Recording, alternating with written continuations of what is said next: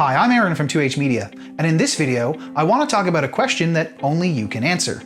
When it comes to your business, what are you open to changing? We help a lot of businesses upgrade their digital footprints, and that can come in a lot of different forms. It could mean overhauling your website, taking your digital advertising out of house, or implementing time-saving technologies that can be applied in all different areas of your business.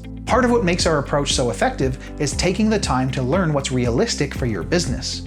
And that's something that a lot of business owners haven't sat down and put into words before we have our first meeting.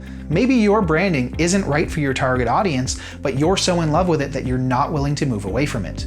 Or maybe there's a ton of time-saving technologies that could have a huge impact on your business, but getting adoption from your entire team is going to be such an insurmountable obstacle that there's not a viable way to move forward and implement those new technologies.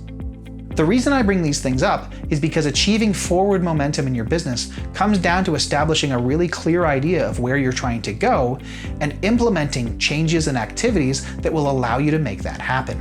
We love working with a blank canvas, but if you come into the conversation with a really clear idea of where your boundaries are set, that allows us to consult with you much more efficiently and develop a plan that's not only impactful, but also actionable based on the reality of your business.